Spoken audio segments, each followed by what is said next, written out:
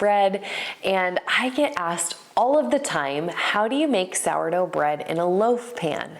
Can you make sourdough in a loaf pan? Do I have to shape it and bake it free form in a Dutch oven, or can I bake it in a loaf pan? So today we're talking about how you can make this delicious sourdough bread in a loaf pan. It's one of my favorite ways to make sourdough. It makes the perfect sandwiches, easy to toast up for butter, jam, or even to use as slices of bread for a sandwich.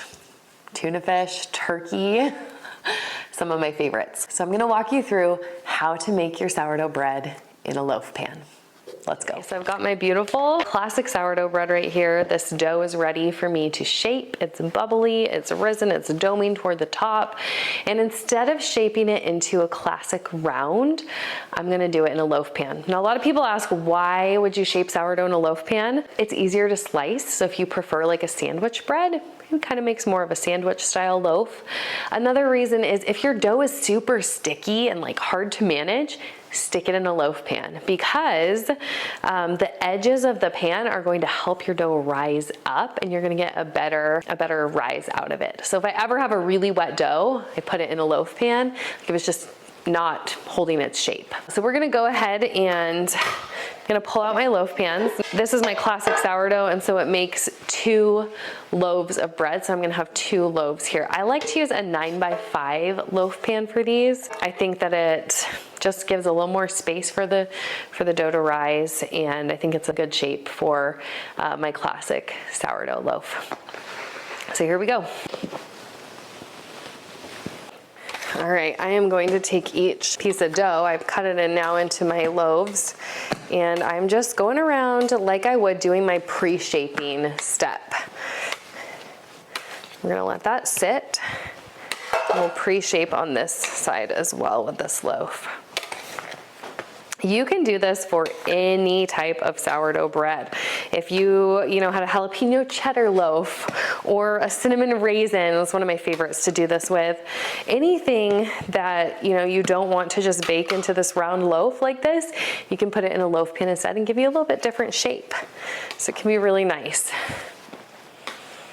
So there I've got my 2 loaves of bread. I'm gonna let them sit for a minute. They're gonna just kind of relax out, and then we'll shape it up and stick it in our loaf pan.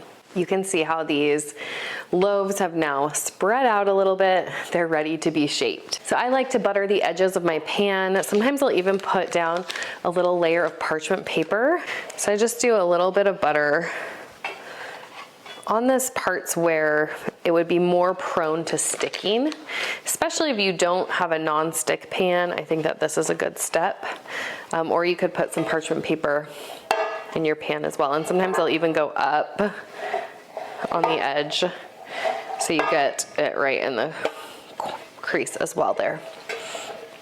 All right. We're gonna go ahead and just shape these loaves. I just pull it, I flip it over, and I'm just rolling this kind of like I would a traditional sandwich loaf. And then I'm gonna plop it right into the pan. So it fits really perfectly, just like that.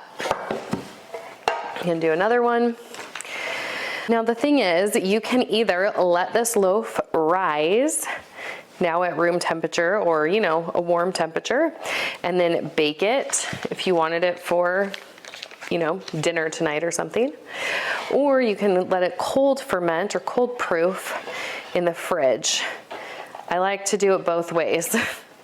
Just kind of depends. So I think I'm gonna let one of them rise here, and we'll eat it for dinner, and the other one I'll make and I'll bake it up for tomorrow.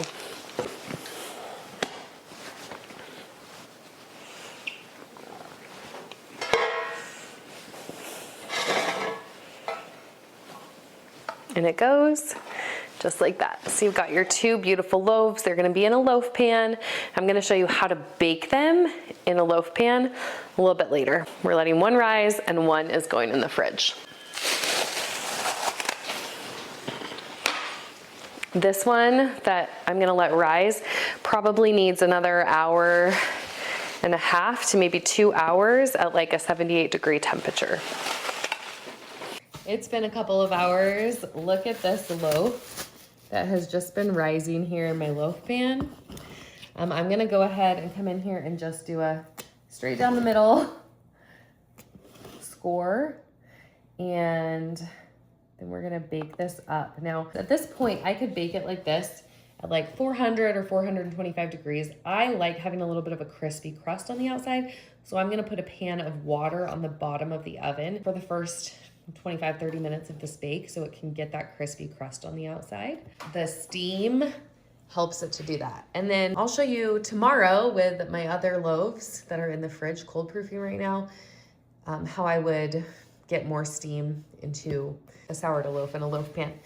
If it has risen like this, you can go ahead and bake it at a little bit lower temperature, just as a regular loaf of bread, or you can add a little more steam, which is what I'm gonna do in the oven. So let me show you. I've got this pan filled with water, and I'm sticking it in my oven, and then I'm gonna put my loaf pan right there. You don't have to put it on a baking steel. I just happen to have one in my oven right now. So that's gonna steam up my oven and make my crust a little bit crispy. We're gonna do about 25-30 minutes at 450 with the steam, and then I'll remove the steam and we'll do another 15-20 minutes. All right. Look at that beautiful loaf. And this is baked just with that pan of water underneath. So if you ever think that you need all the things to make sourdough, you don't. I'm gonna let it bake for another about 20 minutes. And there we go. This loaf of sourdough bread baked in a loaf pan. Look how gorgeous that is. It's been proofing in the fridge overnight in my loaf pan. So it's now time for me to bake it up. I'm gonna first score my loaf. When I'm doing a loaf in a loaf pan, I like to just do one score right down the middle. Just like that. Okay, how do you bake it? The thing is, we want steam in our oven. So we need to find an easy way to do that and to control the steam with a loaf pan.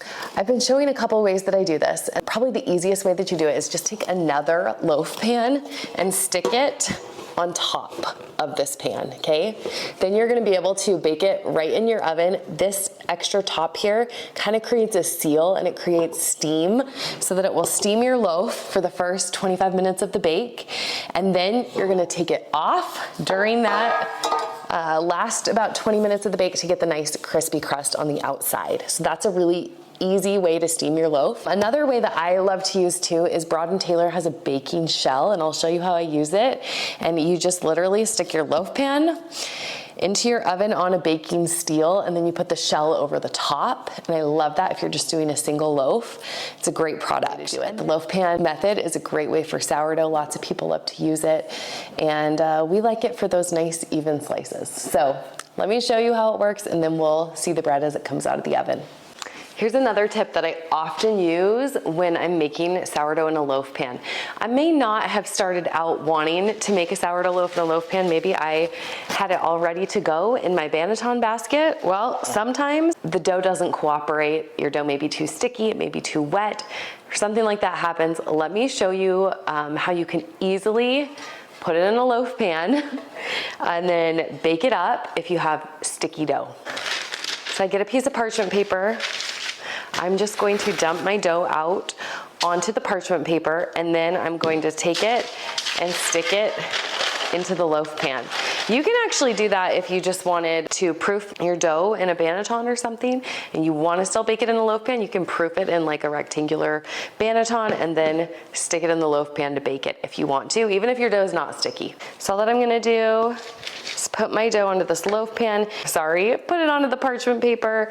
You know, it may start to spread a little bit. This dough is actually fairly well proofed, so it's not spreading, but I have had in the past where I have had really sticky dough that's hard to work with, and I'm like, I don't know what went wrong. And oftentimes it's something I mismeasured, or I didn't develop the dough well enough or something like that. So I'm just pulling out a little bit of that extra parchment. You can literally take this dough right here and plop it into your loaf pan. Now you can score it and bake it just like I've shown with all of these different methods. I would probably score it and then bake it with a little bit of steam, or you could let it rise a little bit more in this pan and then bake it. So that's just another tip when baking in a loaf pan. I have been preheating this oven, and so I'm gonna stick my loaf here. So there's 2 ways that you can bake this. Let me show you. The easiest way here is probably just gonna be to put on another loaf pan like this. Just like that, that's going to trap the steam in there. We're gonna do this for the first 25 minutes. So that's a really great way. And then one of my other favorite ways is to use this baking shell from Broad & Taylor. And I love this one too. I'm gonna show you this one too. This traps the steam. So either of those trap the steam. They work really well to make a loaf in a loaf pan. I am baking this for 25 minutes with the lid on, and then we're gonna take the lid off and bake for another about 20. It's been 25 minutes. We're gonna take this off. Oh, that's beautiful. See how that steam just creates like a perfect, even the blistered crust? That's what you want, is some steam in your oven to get that rise and that blistering. But if you don't, if you don't have a way to get steam, it can still make a good loaf, as I kind of showed you before. We're gonna bake this another 20 minutes, and then we'll pull it out. All right, out it comes. Ooh, look at that gorgeous loaf. Crispy on the outside. We're gonna cut into it for dinner. This is our loaf of sourdough that we baked in a loaf pan. Here it is, it's cooled down. Okay, it smells delicious. Let me show you how I slice into this loaf. This is how I like to cut my loaves. I turn them on the side like this, and then we slice them this way. And I just think it makes a better loaf. It's easier to slice loaf of bread. I also love this knife. Honestly, the best bang for your buck is a good bread knife.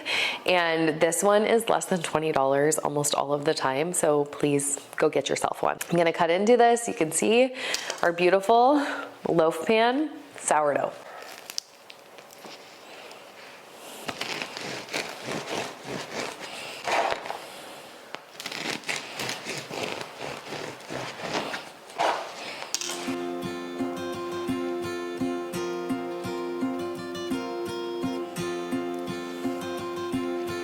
This size is perfect for toasting, perfect for sandwiches.